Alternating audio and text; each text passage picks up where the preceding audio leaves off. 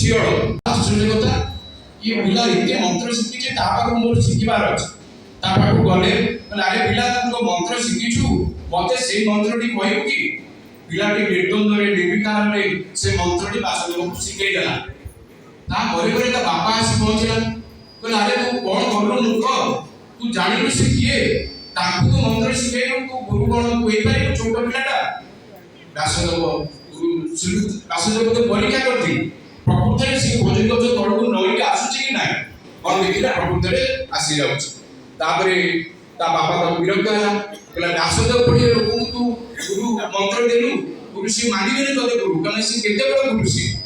ତାପରେ କିଛି ଦିନ ଚାଲିଗଲା ପରେ ଦେଖିଲେ ବ୍ୟାସ ମୋ ପୁଅ ତ ସମସ୍ତଙ୍କୁ ବାଣ୍ଟି ଦଉଛି ସବୁ, ତମେ କି ପ୍ରକାର ଶିକ୍ଷା ଦେଲ, ଏ ତ ପ୍ରକୃତ ଶିକ୍ଷା ନୁହଁ, ତମେ ଟିକେ ଆସିବ ଆମ ଘରକୁ। ରାଜନଗରକୁ ଆସି ଗୁରୁ ସେ ଗୁରୁ ପହଞ୍ଚିଲେ, କହିଲେ କଣ କହୁଛ? କହିଲେ ପିଲାଟି ଏଇଭଳି ଭାବରେ ହେଇଗଲା, ତମେ ତ ସେ ତ ରାଜଗାଦି ସିଂହାସନ ଆରୋହଣ କରିପାରିବନି, ତାହେଲେ କଣ କରାଯିବ?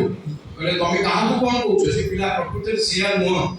ସେଠୁ ତାପରେ ସମସ୍ତଙ୍କୁ ମୁଁ ଆନନ୍ଦ ଚୈତନ୍ୟ ବ୍ରହ୍ମଚାରୀ ବିବାହ କମିଟିର ଆଶ୍ରମର ପରିଚାଳକ। ବାସ୍ତବିକ ଆଜିର ଦିନ ସେ ବ୍ୟାସଦେବଙ୍କ ଜୟନ୍ତୀ ଅନୁସାରେ ବ୍ୟାସଦେବ ସମସ୍ତଙ୍କ ଗୁରୁ, ସେଥିପାଇଁ ବ୍ୟାସଦେବ ଜଗତଗୁରୁ ସମସ୍ତେ ସବୁ ସଂସ୍ଥା ଗୁରୁପୂର୍ଣ୍ଣ ପାଳନ କରନ୍ତି। ମୁଖ୍ୟତଃ ଆମ ଆଶ୍ରମରେ ପାଳନ ହେଉଛି, ଆପଣଙ୍କ କହିବା ଅନୁଯାୟୀ ଯେ ଆଶ୍ରମରେ କିଭଳି ପରିଚାଳିତ ହେଉଛି, ଇଏ କେବଳ ପରିଚାଳିତ ହେଉଛି ସେଇ ଗୁରୁଦେବଙ୍କ କୃପାରୁ। ଆମେ କିଛି ଜାଣିନୁ, ଆମେ କେବଳ ଆମ ପ୍ରୟାସ ଜାରି ରଖୁଛୁ, ବାକି ଗୁରୁଦେବଙ୍କ ଆଶୀର୍ବାଦ ସବୁ ହେଇ ଚାଲିଛି।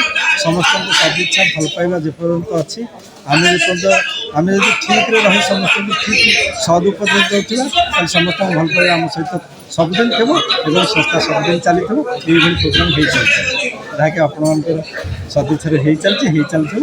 ସମସ୍ତଙ୍କୁ ଏଥିପାଇଁ କୃତଜ୍ଞତା ଜ୍ଞାପନ କରୁଛି। ସମସ୍ତଙ୍କୁ ପ୍ରଣାମ।